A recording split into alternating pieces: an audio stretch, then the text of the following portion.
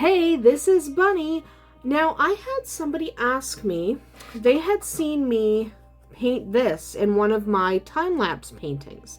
And they wanted to know if I could break down how to paint something like this, where you have water and rock and a terrain piece that has a lot of different dimension, including water. They specifically wanted to know about the water. Unfortunately, I don't have any pieces like this, but I do have this smaller piece that I absolutely can show you how I did it. So the way to do this is to go slow and to build up your layers. So right now we have this piece, and it's got, like the other piece, it's got your waters, it's got your vegetation, it's got your stone. So we have to decide where we're going to start, and my recommendation is always to start at the bottom. So we're going to start at the bottom. I need a little more water. We are going to start at the bottom, painting the water. Okay, so get your color. Now I'm just using a cobalt blue. Okay, I'm using a really nice cobalt blue to get in here, but get into all those crevices. The reason we start with the water is it's the one where you're going to have the hardest time getting into the crevices, because it's the very, very bottom. So typically you want to paint the very, very bottom layer, and in this case it is going to be the water. Don't worry about being clean and neat, because frankly it doesn't matter. You're going to be painting all of those things anyway. Just make sure your piece is well primed, because it's going to need that for this layer to adhere. So just do that, let that dry completely, because the problem with these kind of pieces is everything is touching each other. So there's not really anything you can do right now that isn't going to touch this water. So what we need to do is let that dry completely. And that is what we're going to do. We're going to walk away for a couple of hours, let that set completely. Once that's set, we'll come back and do the next part. All right, it is time to start painting what is next in our layer. So the water is at the very bottom. The next thing that kind of starts touching the water is the stone. So there's stone all over the place. So we're going to have to do this in 2 passes. And the reason we have to do this in 2 passes is because I can't hold where it's wet. But we're just going to start here. We're using a smaller brush, slightly smaller brush. You kind of get smaller brushes as you go. So we're using a smaller brush. Last time we used quite a large brush. Now we're using a brush that's a little bit smaller. And we're not necessarily painting the green stuff. So we're not painting the foliage, but it's okay to be over the foliage, because frankly, you have to get into that stone. Now that stone is underneath the foliage, so it's okay to get the edges of the foliage, because what else are you going to do, right? So we're just going to get in here. There we go. So we're just going to go around and do this on the one side. So we're going to do all the insides. And what I'm going to do is mostly just work out here and then come back and do this, because obviously I have to hold somewhere and you're not going to be able to completely paint the stone in this case. And usually with most terrain, you're not going to be able to do it completely on one color on one pass, just because there's going to be things like stones and rocks and plants and water all over the place. We could only do that with the water because it was fairly contained. So we're just going to continue on, and I'll speed this part up because it's kind of boring, but continue on and paint the stone as we go around. I'm only going to go to about here, then we'll put it down. So let's kind of speed this up a little.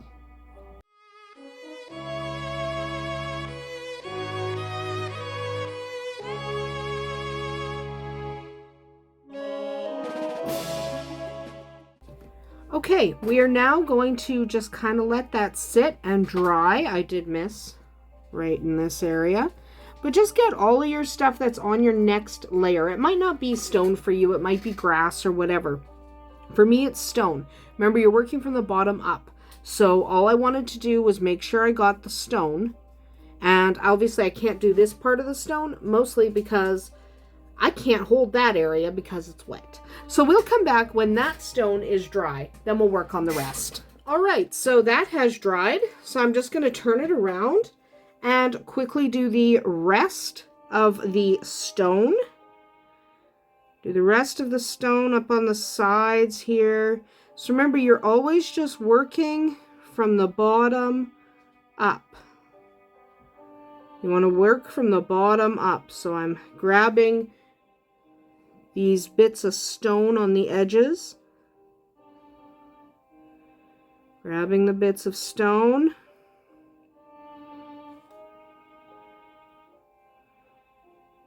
There we go. And then I'm going to use a smaller brush to get the little bits.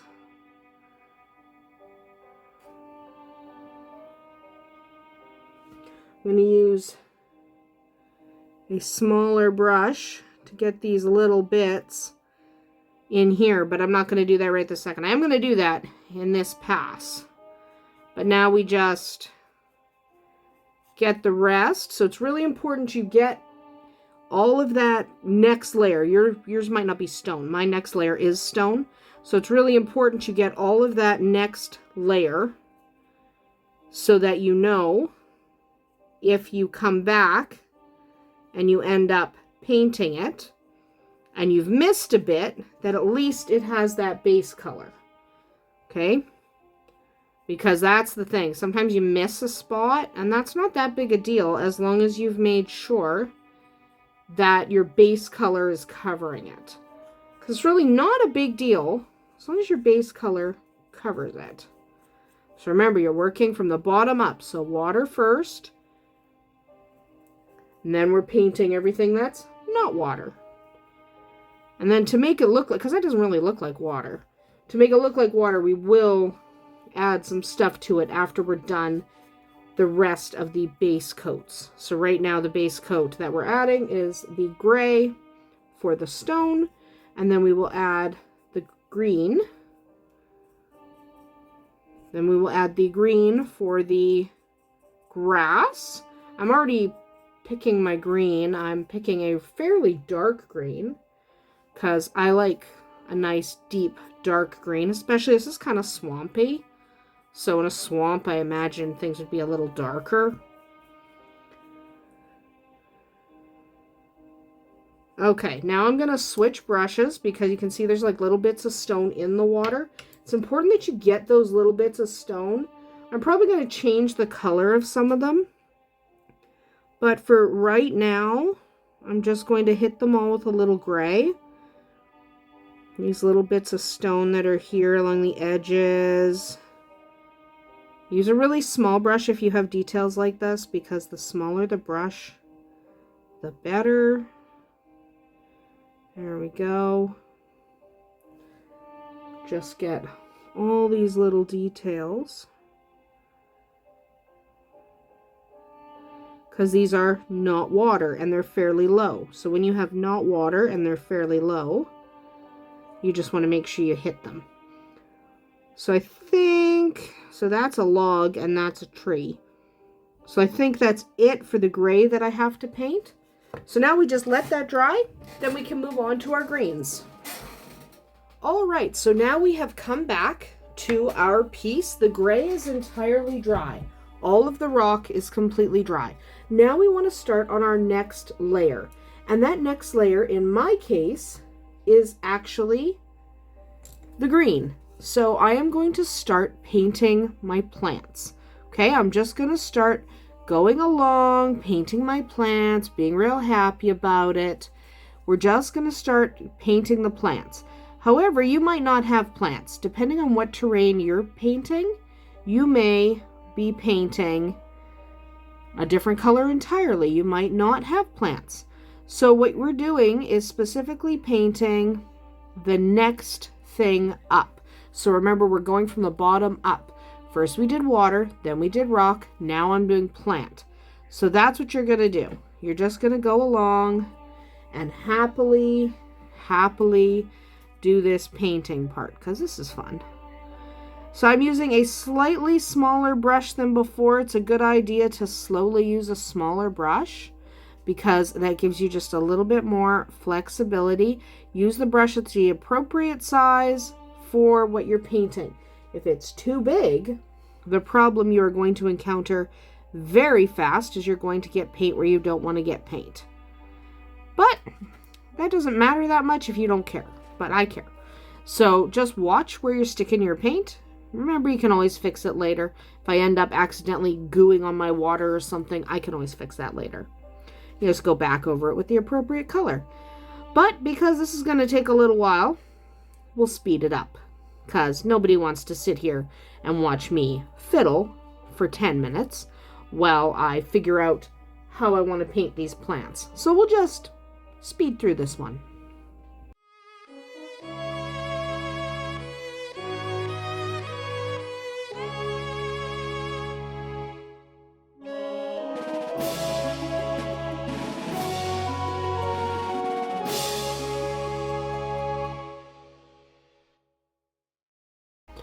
Okay, that's as far as we're going right now because I'm running out of places to hold. So we will come back and paint this section.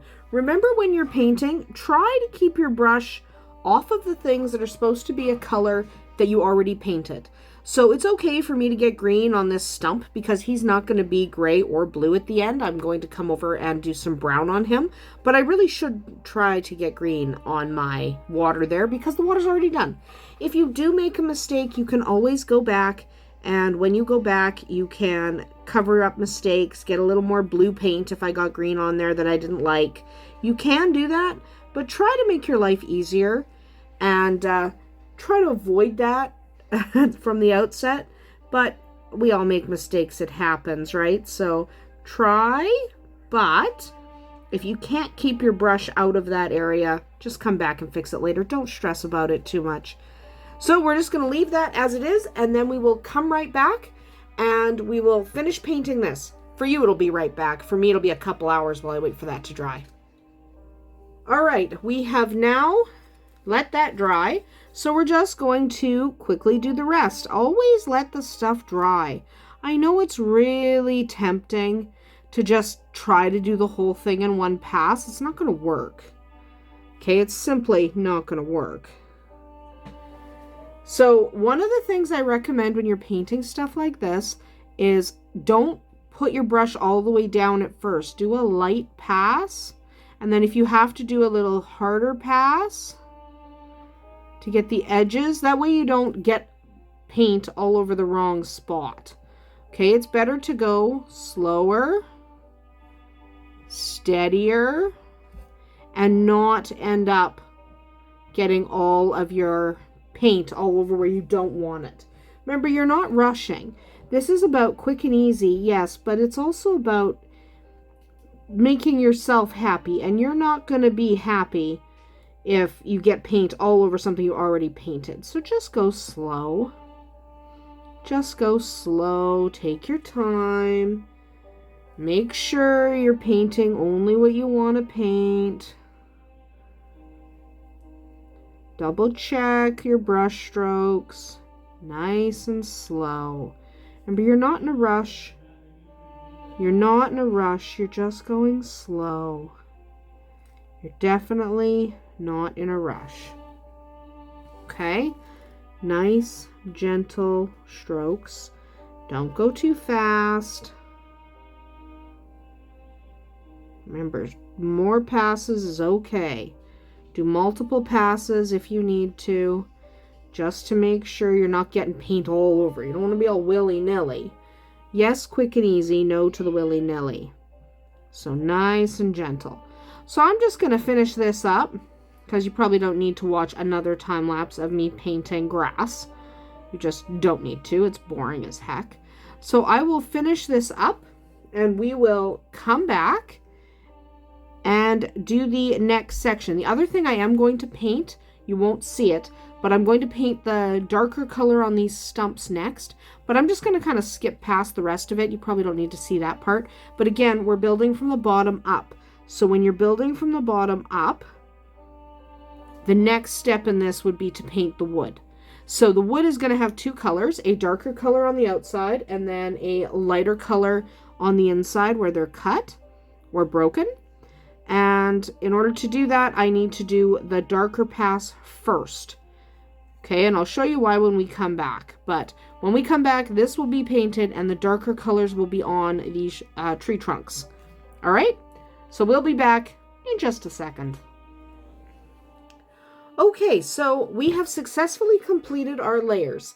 In the case of this particular piece, our layers were the blue water, the gray stone, the very much green vegetation, and the brown wood.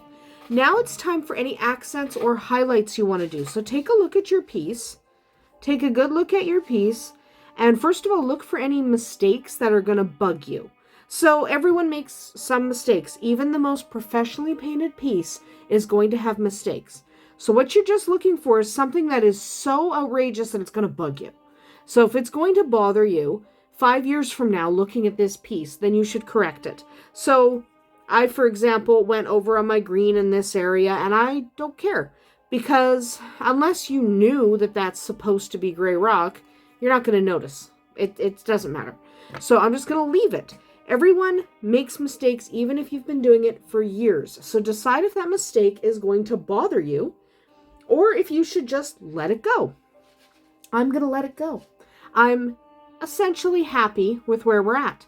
So now we're going to do any accent pieces. So in my case, I'm going to paint the inside of the trunk a lighter color because the inside of a trunk is often lighter. I'm not going to do a ton, just down in this gap. I'm just painting an ochre color, just down in there and a little bit up the sides. And then I'm going to do that here, just a little, not a ton, just a little bit. Then I've decided that to a couple of rocks, I'm going to add some color because this is from a fantasy set and it's going to be used in our fantasy campaign. So because it's going to be used in our fantasy campaign, I just want to dab a couple of these rocks with a little bit of color. So I'm just going to do 3 of them in a yellow. And then I'm just going to clean my brush and do a couple of these in pink. Too much water on my brush. But a couple in pink. I'm going to do this big one.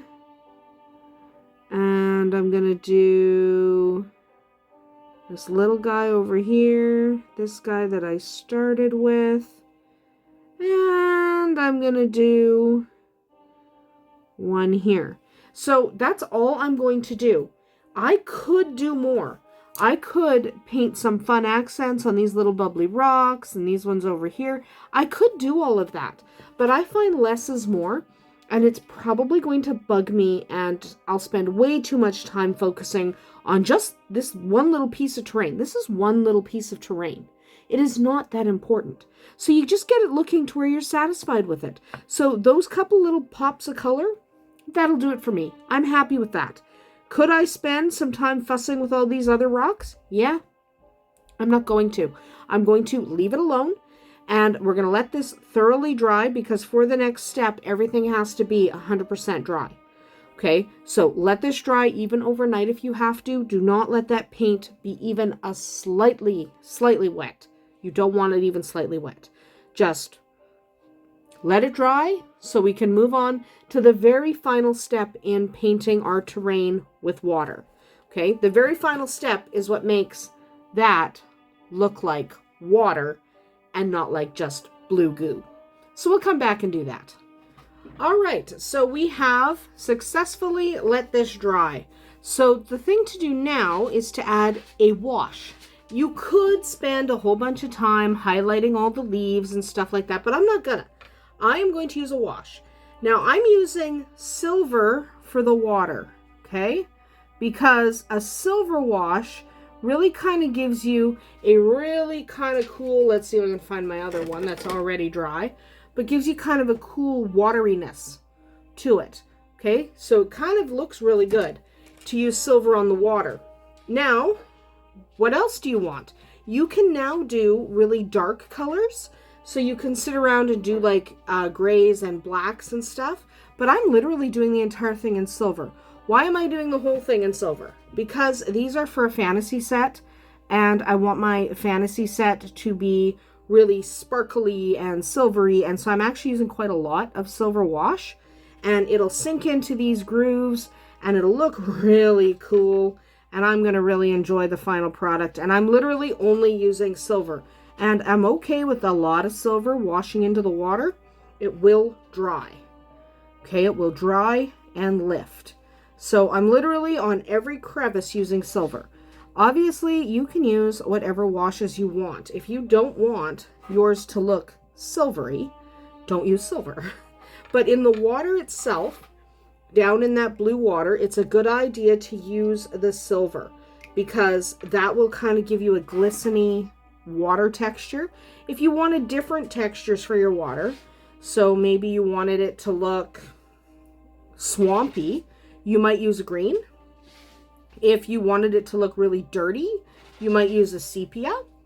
There are a lot of different colors you could use in order for your water to look the way you want it to look. But just make sure you get the color on there that you want on there. All right, now we're going to let that dry and we'll come back and take a look at the finished product.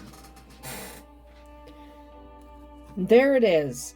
We have painted this, so now it looks all shimmery, glossy, and that water is kind of shimmering as well from that silver. Remember when you're applying your washes to water, if you're not sure about how much you want, go very light. You can always add more wash later. You can do it in multiple passes. And when you are painting your terrain, especially if it includes water, start from the bottom, go up. Go slow, let everything dry between each step. If you get impatient, you're gonna wreck what you've already started. And remember, it does not have to be perfect. You just have to be satisfied. That's about it for today. I hope you'll be back with us next time